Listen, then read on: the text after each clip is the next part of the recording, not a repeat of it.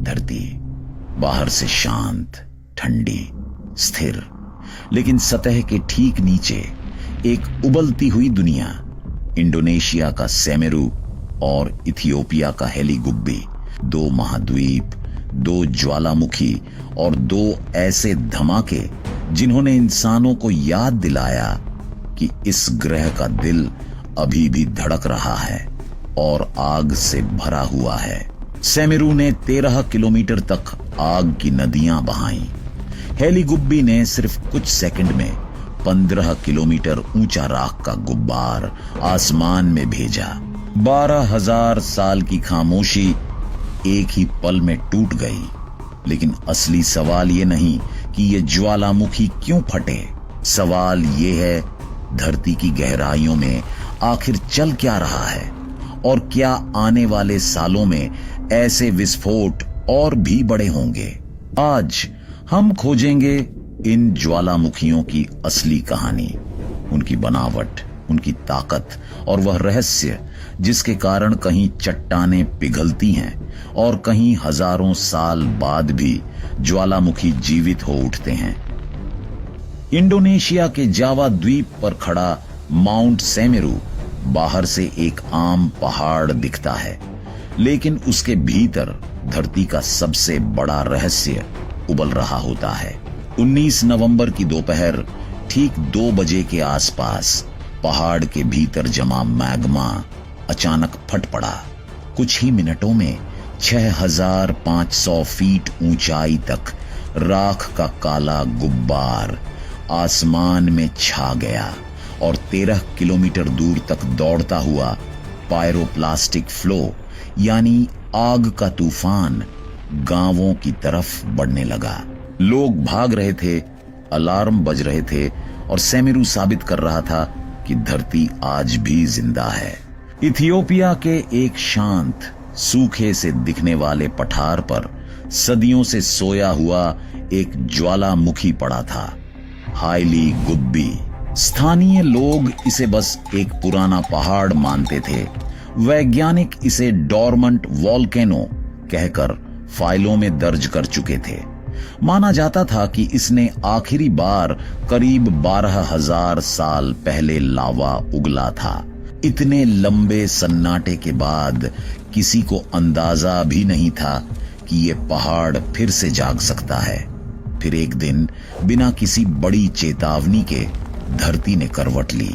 जमीन हल्की हल्की कांपने लगी। गैस सेंसरों ने असामान्य रीडिंग दिखाना शुरू की और कुछ ही पलों में हेलीगुब्बी ने आसमान की तरफ अपना क्रोध उछाल दिया। राख का गुब्बार 15 किलोमीटर की ऊंचाई तक पहुंच गया। काले धुएं और राख ने इथियोपिया के आसमान को ढक लिया। सूरज की रोशनी मध्यम हो गई। सल्फर डाइऑक्साइड और अन्य गैसें हवा में घुलने लगीं, जिनका असर सिर्फ अफ्रीका तक सीमित नहीं रहा। कुछ ही दिनों में मौसम उपग्रहों ने जो तस्वीरें भेजी, उन्होंने दुनिया को चौंका दिया। हेलीगुब्बी की राख और गैसों का बादल हजारों किलोमीटर दूर भारत तक पहुंचने लगा। रिपोर्टों में आया कि इसकी पतली राख की परत दिल्ली और पंजाब के आसमान तक दर्ज की गई। कई उड़ान मार्ग बदले गए, कुछ फ्लाइटें रद्द करनी पड़ी। यह सिर्फ एक ज्वालामुखी विस्फोट नहीं था, यह एक याद दिलाने वाला झटका था कि चाहे 12,000 साल बीत जाएं, धरती कभी सच में खामोश नहीं होती। हम रोज जो जमीन पर चलते हैं वह हमें ठोस और स्थिर महसूस होती है, लेकिन सच ये है कि हमारी धरती की बाहरी परत यानी क्रस्ट कई विशाल टुकड़ों में टूटी हुई हैं, जिन्हें हम टेक्टोनिक प्लेट्स कहते हैं। ये प्लेटें लगातार हिलती खिसकती रहती हैं, साल में कुछ सेंटीमीटर, लेकिन लाखों सालों में यही कुछ सेंटीमीटर पूरी पृथ्वी का नक्शा बदल देते हैं। जब दो प्लेटें आपस में टकराती हैं, अलग होती हैं या एक प्लेट दूसरी के नीचे धंसने लगती है, तो गहराई में स्थित चट्टानों पर दबाव और तापमान दोनों बढ़ने लगते हैं। यह चट्टानें पिघलकर मैग्मा बनाती हैं बेहद गर्म पिघली हुई चट्टान जिसका तापमान हजारों डिग्री सेल्सियस तक हो सकता है। मैग्मा हल्का होता है, इसलिए वह नीचे की घनी चट्टानों के बीच से रास्ता बनाते हुए ऊपर की ओर उठने लगता है। कभी कभी यह धरती की सतह से कुछ किलोमीटर नीचे रुककर एक विशाल मैग्मा चेंबर बना लेता है, जहां यह सालों, सदियों या हजारों सालों तक जमा रह सकता है। इस दौरान मैग्मा के भीतर घुली गैसों का दबाव लगातार बढ़ता जाता है। जैसे किसी प्रेशर कुकर में भाप का दबाव बढ़ता है, वैसे ही मैग्मा भी आसपास की चट्टानों पर जबरदस्त दबाव डालता है। एक समय ऐसा आता है जब ऊपर की चट्टानें इस दबाव को सहन नहीं कर पाती। वे टूट जाती हैं, दरारें बनती हैं और इन्हीं दरारों से मैग्मा तेजी से सतह की तरफ भागता है। जब यह पिघली चट्टान जमीन के बाहर निकलती हैं, तो हम उसे लावा कहते हैं। यही लावा, राख, गैसें और चट्टानें मिलकर वह दृश्य बनाती हैं जिसे हम ज्वालामुखी विस्फोट कहते हैं। अब सवाल उठता है कि आखिर सेमेरू और हेलीगुब्बी जैसे ज्वालामुखी अचानक सक्रिय क्यों हो जाते हैं? इसका जवाब हमें उनकी लोकेशन और प्लेट टेक्टोनिक्स में छिपा मिलता है। इंडोनेशिया का सेमेरू एक ऐसे क्षेत्र में स्थित है जहां इंडियन ऑस्ट्रेलियन प्लेट धीरे धीरे यूरेशियन प्लेट के नीचे धंस रही है। इस प्रक्रिया को सबडक्शन कहते हैं। जब एक प्लेट दूसरी के नीचे जाती है तो उसके साथ समुद्री तल की ठंडी पानी भरी चट्टानें भी गहराई में पहुंचती हैं। बढ़ते तापमान और दबाव के कारण ये चट्टानें पिघलने लगती हैं और मैग्मा बनता है। यही मैग्मा हल्का होकर ऊपर उठता है और समय के साथ किसी पहाड़ के नीचे जमा होकर ज्वालामुखी को जन्म देता है।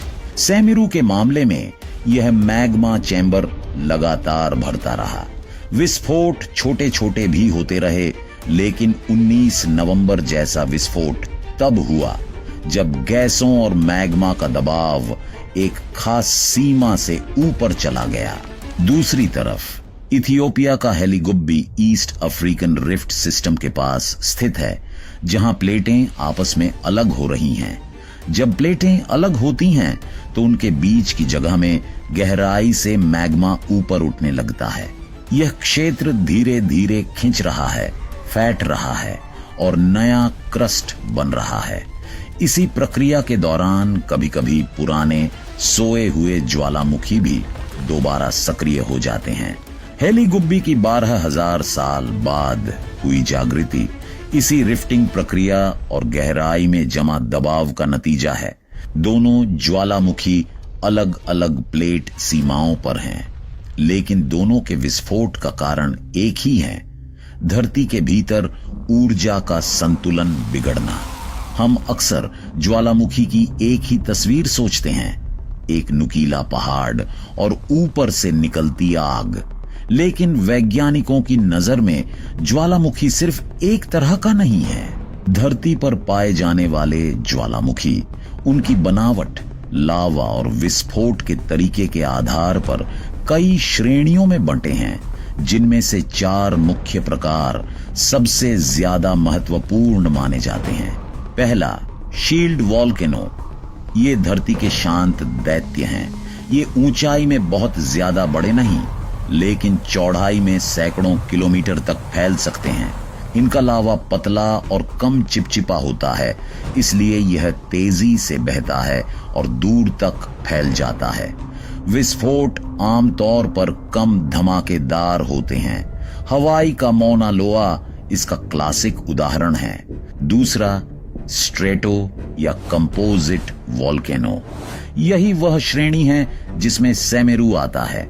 ये ऊंचे खड़ी ढलानों वाले नुकीले शिखर वाले ज्वालामुखी होते हैं। इनमें लावा ज्यादा चिपचिपा होता है, जो आसानी से नहीं बहता और वेंट के आसपास जमा होता रहता है। जब दबाव बढ़ता है तो यह बेहद विस्फोटक रूप में फटता है। राख, चट्टानें, गैसें सब कुछ एक साथ बाहर आता है। तीसरा, सिंडर कोन वॉल्केनो। ये छोटे लेकिन तेज होते हैं। ऊंचाई आमतौर पर 300 से 400 मीटर। सिर्फ एक मुख्य वेंट से लावा और राख ऊपर फेंकी जाती है, जो आसपास छोटे पहाड़ जैसा ढेर बना देती हैं। चौथा, लावा डोम। इनमें बहुत चिपचिपा लावा होता है जो दूर तक बह नहीं पाता। ज्वालामुखी के मुंह पर ही गुंबद जैसा ढांचा बना लेता है। कभी कभी यही जमा हुआ गुंबद अचानक ढह जाता है और तेज विस्फोट पैदा कर सकता है। हर प्रकार का ज्वालामुखी अपने तरीके से खतरनाक और वैज्ञानिकों के लिए जरूरी संकेतक है। इंडोनेशिया को अगर आप सिर्फ हरे भरे जंगलों, समुद्र तटों और टूरिस्ट डेस्टिनेशन के रूप में जानते हैं तो तस्वीर अधूरी है। असलियत यह है कि यह देश धरती के सबसे खतरनाक भूकंपीय जोन पर बना है, जिसे हम कहते हैं ring of fire. Ring of fire प्रशांत महासागर के चारों ओर फैला एक विशाल घेरा है, जहां कई टेक्टोनिक प्लेटें आपस में टकराती, फिसलती और एक दूसरे के नीचे धंसती रहती हैं। यही कारण है कि दुनिया के करीब 75 से 80% सक्रिय ज्वालामुखी और लगभग 90% बड़े भूकंप इसी इलाके में होते हैं। इंडोनेशिया इस घेराबंदी के ठीक बीचों बीच बैठा है। इसके नीचे Indian Australian plate, Eurasian plate, Pacific plate और कुछ छोटी माइक्रो प्लेट्स लगातार एक दूसरे के साथ जंग लड़ रही हैं। इस जंग का परिणाम है मैग्मा का अनवरत उत्पादन, नई नई ज्वालामुखीय श्रृंखलाएं और बार बार होने वाले विस्फोट। जावा, सुमात्रा, बाली, लोम्बोक, सुम्बावा, इन द्वीपों पर फैले ज्वालामुखियों की पूरी कड़ी एक तरह से आग की दीवार बनाती है। मेरापी, क्राकाटोआ, तंबोरा और सेमेरू जैसे नाम सिर्फ जियोग्राफी की किताबों में लिखे शब्द नहीं हैं, बल्कि ऐसे पर्वत हैं जिन्होंने लाखों जिंदगियों को प्रभावित किया, जलवायु बदल दी और इतिहास की दिशा मोड़ दी। इंडोनेशिया में ज्वालामुखी सिर्फ खतरा नहीं, एक दैनिक वास्तविकता है। यहाँ के लोग राख, भूकंप और विस्फोटों के बीच जीना सीख चुके हैं, लेकिन सेमेरू जैसे विस्फोट हर बार एक नई याद दिलाते हैं कि रिंग ऑफ फायर के इस भूभाग पर बसना मानो धरती के दिल के ठीक ऊपर घर बनाना है। जब हम ज्वालामुखी विस्फोट की बात करते हैं तो दिमाग में सबसे पहले लावा की धाराएं आती हैं, लेकिन असलियत इससे कहीं ज्यादा खतरनाक और जटिल है। हर विस्फोट कई स्तरों पर विनाश लेकर आता है। पहला, बहता हुआ लावा। ये पिघली हुई चट्टान 1000 डिग्री सेल्सियस से ज्यादा गर्म होती है। अपने रास्ते में आने वाले घरों, सड़कों, जंगलों, फसलों सबको निगलती चली जाती है। हवाई के किलावा में सैकड़ों घर लावा के नीचे दफन हो गए। सेमेरू के आसपास गांवों में भी यही गर्म धाराएं लोगों की जिंदगी बदल गईं। दूसरा, पायरोप्लास्टिक फ्लो। यह शायद ज्वालामुखी का सबसे भयानक चेहरा है। गैस, राख और चट्टानों का 800 डिग्री सेल्सियस तापमान वाला बादल, जो 100 किलोमीटर प्रति घंटा से भी तेज गति से ढलानों पर नीचे दौड़ता है। इससे भागना लगभग असंभव है। सेमेरू में यही आग का तूफान 13 किलोमीटर तक विनाश का निशान छोड़ता चला गया। तीसरा, ज्वालामुखीय राख। यह राख मुलायम नहीं बल्कि कांच जैसे नुकीले सूक्ष्म कणों से बनी होती है। सांस के जरिए अंदर जाए तो फेफड़ों को नुकसान पहुंचा सकती है, फसलों को नष्ट कर सकती है और हवाई जहाजों के इंजन तक बंद कर सकती है। हेलीगुब्बी की राख तो हजारों किलोमीटर दूर तक दर्ज की गई। चौथा, जहरीली गैसें CO2, SO2 और अन्य गैसें निचले इलाकों में जमा होकर जानलेवा साबित हो सकती हैं। इतिहास में कई ऐसी घटनाएं दर्ज हैं जहां गैसों ने पूरे के पूरे गांव खत्म कर दिए। 5वां, लहार और कीचड़ के सैलाब। राख जब बर्फ या बारिश के पानी के साथ मिलती हैं तो भारी कीचड़ बनाती हैं जो नदी की तरह दौड़कर पूरे शहरों को दफन कर सकती हैं। 6वां, भूकंप और सुनामी। कई बार ज्वालामुखी गतिविधि के साथ भूकंप और समुद्र के नीचे विस्फोट से सुनामी भी पैदा हो जाती है। जब भी हम ज्वालामुखी की कल्पना करते हैं तो दिमाग में आग, राख और तबाही की तस्वीर उभरती है, लेकिन प्रकृति की कहानी हमेशा एक तरफा नहीं होती। जिस ज्वालामुखी से विनाश आता है उसी से जीवन की कई बुनियादी जरूरतें भी पूरी होती हैं। सेमेरू और हेलीगुब्बी सिर्फ 2 ज्वालामुखी नहीं, 2 सबक हैं। एक एशिया से, दूसरा अफ्रीका से, लेकिन दोनों की गूंज पूरी दुनिया ने सुनी। सेमेरू ने दिखाया कि अत्यधिक सक्रिय ज्वालामुखी के आसपास बसे समुदाय कितने असुरक्षित होते हैं।